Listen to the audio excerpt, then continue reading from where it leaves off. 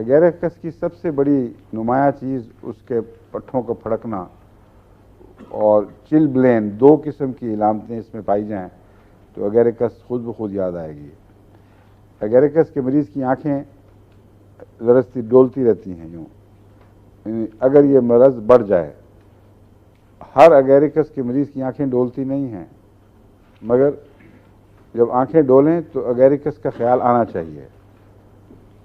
पट्ठे लरसते हैं और हाथ कांपते हैं, और हाथ कांपने की जो बीमारियां जिस जिस मर्ज में मिलती हैं उनसे एगेरिकस का ताल्लुक है।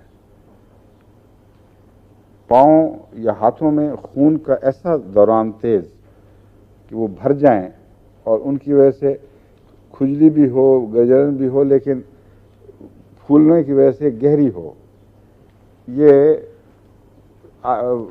फ्रॉस्ट बाइट की याद दिलाता है।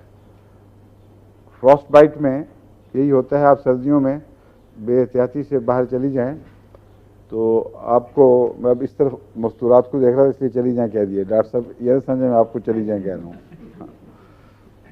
तो पाँव बाज़ दफ़ा बहुत फूल जाते हैं सख्त सर्दी की वजह से, उनमें वापस आने के बाद खुजली, गहरी खुजली होती है और वहाँ तक आदमी पहुँच नहीं सकता। इसको चिलब्लेन कहते हैं। बाज़ किस्म की एलर्जी से भी चिलब्लेन की इलामतें पैदा हो जाती हैं, और बाज़ मलेरिया के इलाज से भी चिलब्लेन की इलामतें पैदा हो जाती हैं। तो एगेरिकस उसकी चोटी की दवा है। और पट्ठे फड़कने की मैंने बात बता दी है, यहाँ तक कि ओज़लात की कमज़ोरी कोई ऐसी है जिसमें लर्जिश पैदा होती है। इससे पहले आपको एक दवा बताई थी मैंने, वो क्या थी, कुछ याद है किसी को, जिसमें फड़कन पाई जाती थी? सिमिसिफ्यूजा।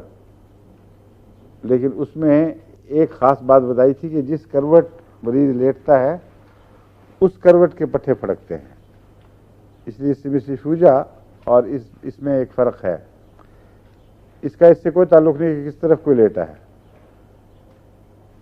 बाज़ मरीज़ों को जब वो असाबी तनाव हो तो उनके देखें यहाँ से को पट्ठा फड़कने लग जाती है, यूँ करके कल्ला हिलने लग जाएगा, आँख का पट्ठा फड़कने लग जाएगा, होंठ कांपने लग जाते हैं, और ऐसे मरीज़ बड़ा नर्वस महसूस करते हैं मगर कुछ नहीं कर सकते, खुद ब खुद ही पट्ठे हिलने लग जाते हैं।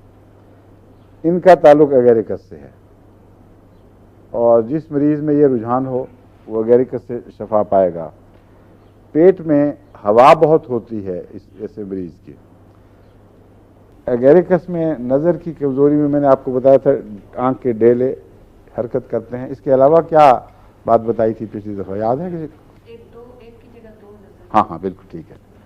डिप्लोपिया, डिप्लोपिया एक की बजाय दो दिखाई देना, और काले धब्बे बाज़ की आंखों में हैं, वो भी एगेरिकस की निशानदेही करते हैं। मगर सल्फर में भी धब्बे पाए जाते हैं, और भी बहुत सी दवाएं हैं, इसमें भी है। एक ख़ास इसमें बात है, औरतों को जो बच्चों को दूध पिलाती हैं उनके साथ भी इस दवा का ताल्लुक़ है। अगर किसी वजह से माँ का दूध सूख जाए, मसलन सदमे की वजह से, किसी और वजह से, और दिमाग पे असर पड़ जाए और उल जुलूल बकने लगें, या उससे कम ही हो लेकिन ज़हन पर बहुत ज़्यादा दबाव हो और मालूम हो कि कुछ ज़हनी तवाज़ुन बिगड़ रहा है, ऐसी सूरत में एगेरिकस काम आएगी। आम तौर पर दूध सूखने के लिए पल्स्टिल्ला मुफीद है, लेकिन पल्स्टिल्ला उन्हीं औरतों में काम आती है जिनकी अमूमी इलामतें हैं, मसलन बच्चे की पैदाइश के वक्त दर्दों का पूरी ताकत से ना उठना, आम कमज़ोरी, उनको हम पल्स्टिल्ला दिलवाते हैं तो खुदा के फल से बड़ी जल्दी आराम से फारिग हो जाती हैं। तो ऐसी औरतों में अगर दूध कम हो तो पल्स्टिल्ला उनका इलाज है। लेकिन अगर किसी और हादसे या ज़हनी दबाव की वजह से या सदमे की वजह से दूध कम हो जाए तो फिर ऐसी औरत के दिमाग पर बहुत गहरा असर पड़ता है। उस सूरत में एगेरिकस ज़रूरी है, क्योंकि आम तौर पर दूध कम होने का इलाज तो हो सकता है, لیکن اگر یہ کمی دماغ پر حملہ آور ہو جائے اور آپ صحیح علاج نہ کریں تو مستقل ذہنی مریضہ بن سکتی ہے. اس لیے اس پہلو سے اگیریکس کو خاص طور پر یاد رکھنا ضروری ہے. دودھ کی کمی کا ذہن کے الجھاؤ یا توازن بگڑنے سے تعلق ہو تو یہ دوا کام آئے گی.